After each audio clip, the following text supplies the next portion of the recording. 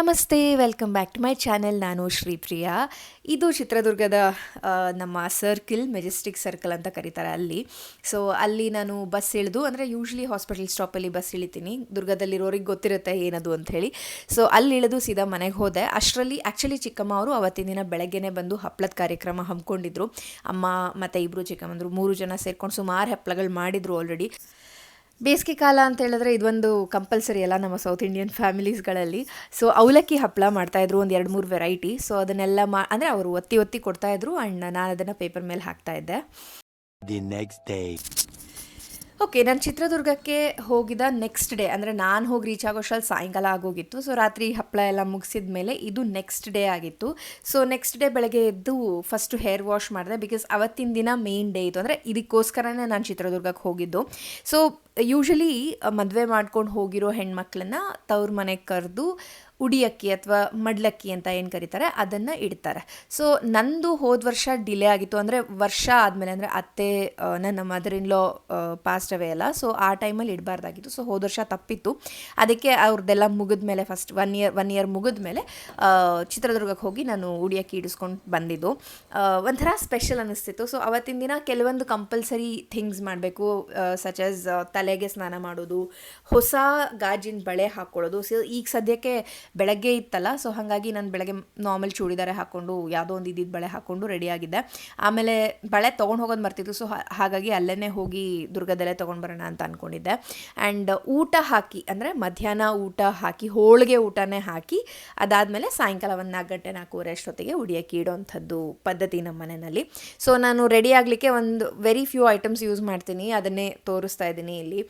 Basically summer ಬಂದಿದೆ. So ಹಾಗಾಗಿ, ಅಂದರೆ ಸಮ್ಮರ್ ಇಲ್ಲದಲೇ ಇದ್ರೂ ಸನ್ಸ್ಕ್ರೀನ್ ಈಸ್ ಅ ಮಸ್ಟ್. ನಾನು ಸ್ವಲ್ಪ ಈಗ 1 ವರ್ಷದಿಂದ ತುಂಬ ಇಂಪಾರ್ಟೆನ್ಸ್ ಕೊಡ್ತಾ ಇದ್ದೀನಿ ಅದಕ್ಕೆ.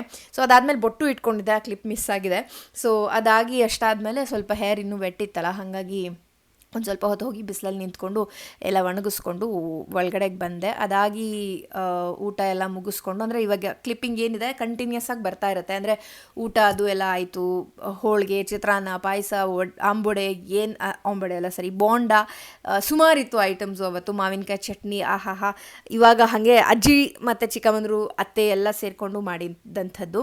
ಅದಾದಮೇಲೆ ಸ್ವಲ್ಪ ಹೊತ್ತು ರೆಸ್ಟ್ ಮಾಡಿ ಮತ್ತೆ ಒಂದು ಸೀರೆ ಉಟ್ಕೊಂಡು ರೆಡಿಯಾಗಿದ್ದೆ, ಅಂದರೆ ಹೊಸ ಬಳೆ ಹಾಕ್ಕೊಂಡು ಸೀರೆ ಉಟ್ಕೊಂಡು ರೆಡಿಯಾಗಿದೆ.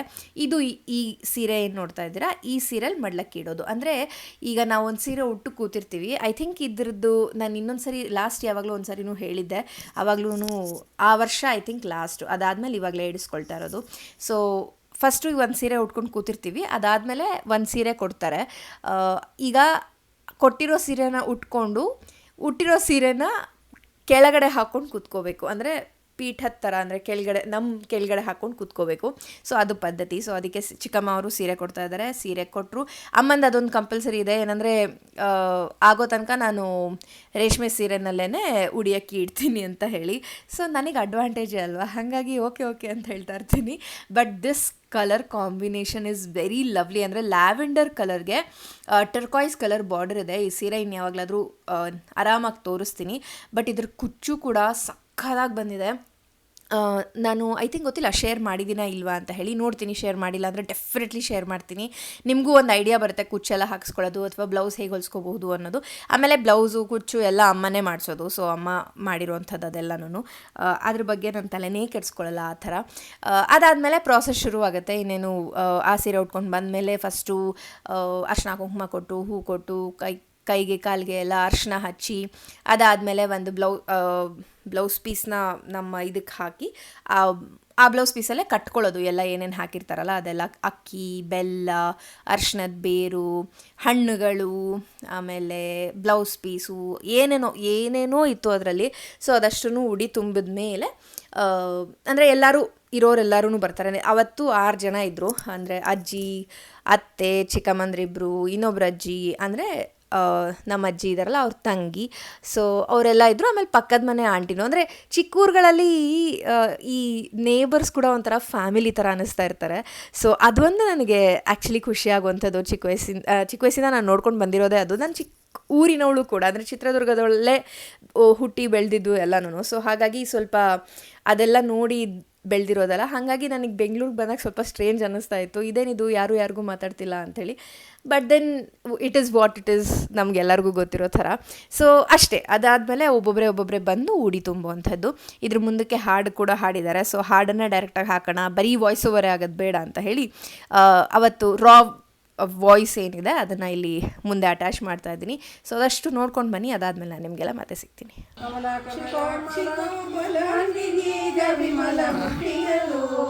ಫಲವಸ್ತು ಪರಿಯ ತಂದುಡಿಯ ತುಂಬಿರೆ ಲಕ್ಷಿ ಕೋಮಲಾಂಗಿಗೀಗ ವಿಮಲ ಮುಖಿಗರು ಫಲವಸ್ತು ಪರಿಯ ತಂದುಡಿಯ ತುಂಬಿರೆ ಮಾದಳದ ಫಲ ತಾಳೆಯ ಫಲ ರಾಮನ ರಾಣಿಗೀಗ ಉಡಿ ತುಂಬಿರೆ ಕೋಮಲಾಂಗಿಗೀಗ ವಿಮಲ ಮುಖಿಯರು ಫಲವಸ್ತು ಪರಿಯ ಉಡಿಯ ತುಂಬಿರೆ ನೇರಳೆಯ ಫಲ ತಳಿಮ್ರದ ಫಲ ರಂಗನ ರಾಣಿಗೀಗ ಉಡಿ ತುಂಬಿರೆ ಕಮಲಾಕ್ಷಿ ಕೋಮಲಾಂಗಿಗೀಗ ವಿಮಲ ಮುಖಿಯರು ಫಲವಸ್ತು ಪರಿಯ ತಂದುಡಿ ತುಂಬಿರೆ.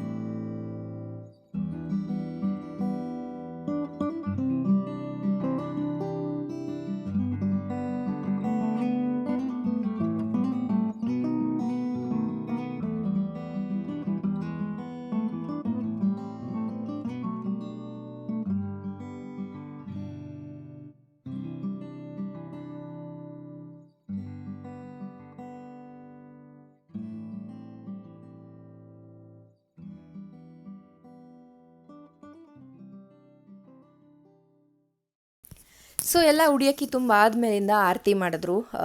ಆರತಿ ಮಾಡಿದ್ಮೇಲೆ ಅದನ್ನು ಅಂದರೆ ಉಡಿಯಕ್ಕಿದ ಗಂಟೆ ಏನಿತ್ತಲ್ಲ ಅದನ್ನು ದೇವ್ರ ಮುಂದೆ ಇಟ್ಟು ನಮಸ್ಕಾರ ಮಾಡಿ ಆಮೇಲೆ ಅಕ್ಕಿ ಏನು ಇರುತ್ತಲ್ಲ ಅದನ್ನು ಮನೆ ತುಂಬ ಚೆಲ್ಲಬೇಕು ಅಂತ ಹೇಳ್ತಾರೆ. ನಿಂತ್ಕೊಂಡು ಒಂದೇ ಜಾಗದಿಂದ ಹಿಂದೆ ಮುಂದೆ ಎಡ ಬಲ ಮೇಲೆ ಕೆಳಗೆ ಎಲ್ಲ ಕಡೆಗೂ ಚೆನ್ನಾಗಿ ವೃದ್ಧಿಯಾಗಲಿ, ಹೀಗೆ ಚೆಲ್ಲೋಷ್ಟು ಬರಲಿ, ಆ ಥರ ಸಿಗ್ನಿಫಿಕೆನ್ಸ್ ಇದೆ ಅದಕ್ಕೆ. ಸೊ ಅದೆಲ್ಲ ಆದಮೇಲಿಂದ ಸೂರ್ಯನ ನೋಡಿಕೊಂಡು ನಮಸ್ಕಾರ ಮಾಡಿಕೊಂಡು ಬರಬೇಕು. ಹೊರಗಡೆ ಮನೆಯಿಂದ ಆಚೆ ಹೋಗಿ ಸೂರ್ಯನ ನೋಡಿ ನಮಸ್ಕಾರ ಮಾಡಿ ಸೂರ್ಯನಿಗೆ ವಾಪಸ್ ಮನೆ ಒಳಗಡೆ ಬರಬೇಕು. ಸೊ ಅಲ್ಲಿಗೆ ಈ ಪ್ರೋಗ್ರಾಮ್ ಕಂಪ್ಲೀಟ್ ಆಯಿತು. ಸೊ ನೆಕ್ಸ್ಟ್ ಡೇ ಬೆಳಗ್ಗೆ ಎದ್ದ ಮೇಲೆ ನಾನು ದೇವ್ರ ಮನೆ ಕ್ಲೀನ್ ಮಾಡೋಣ ಅಮ್ಮನ ಮನೆದು ಅಂತ ಡಿಸೈಡ್ ಮಾಡಿದೆ. ಯಾಕಂದರೆ ಅವತ್ತಿನ ದಿನ ಮಧ್ಯಾಹ್ನದ ಮೇಲೆ ನಾವು ಊರಿಗೆ ಹೊರಡೋರಿದ್ವಿ. ಸೊ ಬೆಳಗ್ಗೆ ಸಫಿಷಿಯೆಂಟ್ ಟೈಮ್ ಇತ್ತು, ಹಾಗಾಗಿ ಅಷ್ಟು ಎಲ್ಲ ತೆಗೆದು ನೀಟಾಗಿ ಮತ್ತೆ ಆರ್ಗನೈಸ್ ಮಾಡೋಣ ಅಂತ ಹೇಳಿ ಡಿಸೈಡ್ ಮಾಡಿದೆ. ಇದು ಈ ರೀತಿ ಕಾಣಿಸ್ತಾ ಇತ್ತು. ದೇವ್ರ ಮನೆ ಎಲ್ಲ ಕ್ಲೀನ್ ಮಾಡಿದ್ಮೇಲೆ ಪ್ರತಿಯೊಂದು ವಿಗ್ರಹ ಎಲ್ಲನೂ ಫುಲ್ ಕ್ಲೀನ್ ಆಗಿತ್ತು. ಸೊ ಈಗ ನೀವೇನು ನೋಡ್ತಾ ಇದ್ದೀರಾ ಅದು ಬೆಂಗಳೂರಿಗೆ ಬಂದು ಒಂದು ಸ್ವಲ್ಪ ದಿನ ಆದಮೇಲೆ, ಅಂದರೆ ಒಂದು 3-4 ದಿನ ಆದಮೇಲೆ ಮೋಸ್ಟ್ ಪ್ರಾಬಬ್ಲಿ ಒಂದು ಈವೆಂಟ್ ಒಪ್ಕೊಂಡಿದ್ದೆ. ಇನ್ ದ ಸೆನ್ಸ್ ನಮ್ಮ ಅತ್ತೆ ಒಬ್ಬರಿದ್ದಾರೆ, ಸೊ ಸೋದ್ರ ಮಾವನ ಹೆಂಡತಿ, ಸೊ ಅವ್ರದ್ದು ಒಂದು ಈವೆಂಟ್ ಆರ್ಗನೈಸೇಷನ್ ಇದೆ. ಸೊ ಅವಾಗಿವಾಗ ನಾನು ಫ್ರೀ ಇದ್ದಾಗ ಮಾಡಿದಾಗ ಹೋಗಿ ಏನಾದರೂ ಪಾತ್ ಇತ್ತು ಅಥವಾ ಈ ಥರ ಸಪ್ತಪದಿ ರಂಗೋಲಿ, ಭೂಮದ ರಂಗೋಲಿ ಆ ಥರ ಇತ್ತು ಅಂದರೆ ಹೋಗ್ಬಿಟ್ಟು ಹಾಕ್ಕೊಡ್ತೀವಿ. ಅಂದರೆ ನಾನು ಹಾಕ್ಬಿಟ್ಟು ಬರ್ತೀನಿ. ಸೊ ಅವತ್ತಿನ ದಿನ ಹೋಗಿದ್ದೆ. ಸೊ ಹೋಗ್ಬಿಟ್ಟು ಈ ಸಪ್ತಪದಿ ಹಾಗೆ ಭೂಮದ್ ರಂಗೋಲಿ ಎರಡೂ ಹಾಕ್ಕೊಟ್ಬಿಟ್ಟು ವಾಪಸ್ ಬಂದೆ. ಭೂಮದ್ ರಂಗೋಲಿ ಇನ್ ದ ಸೆನ್ಸ್ ಮದುವೆ ಆದಮೇಲೆ ಗಂಡು ಹೆಣ್ಣು ಕೂತ್ಕೊಂಡು ಊಟ ಮಾಡ್ತಾರಲ್ಲ, ಆ ಊಟಕ್ಕೆ ರಂಗೋಲಿ ಹಾಕಿ ಡೆಕೋರೇಟ್ ಮಾಡುವಂಥದ್ದು. ಈಗ ನೀವೇನು ಕ್ಲಿಪ್ ನೋಡ್ತಾ ಇದ್ದೀರಾ ಅದು ಭೂಮದ್ ರಂಗೋಲಿ. ಸೊ ಯಾವಾಗಾದರೂ ಅವಾಗಿವಾಗ ಹೋಗ್ತಾ ಇರ್ತೀನಿ, ಒಂಥರ ಖುಷಿ ಆಗುತ್ತೆ. ಅಂದರೆ ಒಂಥರ ನೋಡೋಕ್ಕೆ ಚೆನ್ನಾಗಿರುತ್ತಲ್ಲ ಇದು. ಸೊ ಇದೇ ಥರ ಸುಮಾರು ಒಂದು ಲಾಸ್ಟ್ 2 ತಿಂಗಳು ಕೆಳಗಡೆಗೂ ಒಂದು ಸರಿ ಹೋಗಿದ್ದೆ ಅನಿಸುತ್ತೆ, ಫೆಬ್ರವರಿಲಿ. ಸೊ ಅದ್ರದ್ದು ಫೋಟೋಸ್ ಏನಾದರೂ ಇತ್ತು ಅಂದರೆ ಮೋಸ್ಟ್ ಪ್ರಾಬ್ಲಿ ಇದೆ. ಸೊ ಅದನ್ನು ಅಟ್ಯಾಚ್ ಮಾಡ್ತೀನಿ ಲಾಸ್ಟಲ್ಲಿ. ಸೊ ಇದು ಸಿಂಪಲ್ಲಾಗಿ ಮಾಡಿಕೊಡಿ ಅಂತ ಹೇಳಿದರು. ಸೊ ಹಾಗಾಗಿ ಸಪ್ತಪದಿನೂ ಸಿಂಪಲ್, ಹಾಗೆ ಭೂಮದ್ ರಂಗೋಲಿ ಕೂಡ ಆಲ್ಮೋಸ್ಟ್ ಸಿಂಪಲ್. ಅಂದರೆ ಭೂಮದ್ ರಂಗೋಲಿ ಸ್ವಲ್ಪ ಗ್ರ್ಯಾಂಡಾಗೇ ಆಯಿತು, ಬಟ್ ಸಪ್ತಪದಿ ಸಿಂಪಲ್ಲಾಗೇ ಹಾಕಿದ್ವಿ. ಸೊ ಎಸ್, ಇನ್ನು ಮುಂದೆ ನಾನು ಏನೇನು ಫೋಟೋಸ್ ಅಟ್ಯಾಚ್ ಮಾಡ್ತೀನಲ್ಲ ಅದು ಬೇರೆ ಇನ್ನೊಂದು ಮದುವೆಯಲ್ಲಿ ಹಾಕಿದ್ದಿದ್ದು. ಹೇಗನ್ನಿಸ್ತು, ಏನು ಕತೆ ಅಂತ ಪ್ಲೀಸ್ ಕಮೆಂಟ್ ಮಾಡಿ ತಿಳಿಸಿ. And yes, that's it for the day. ಈ ವಿಡಿಯೋನ ನಾನು ಇಲ್ಲೇ ಮುಗಿಸ್ತೀನಿ. ಮುಂದಿನ ವಿಡಿಯೋದಲ್ಲಿ ನಾನು ನಿಮ್ಮನ್ನೆಲ್ಲ ಮತ್ತೆ ಮೀಟ್ ಮಾಡ್ತೀನಿ ಅಂತ ಹೇಳ್ತಾ, stay tune, take care, Ram Ram.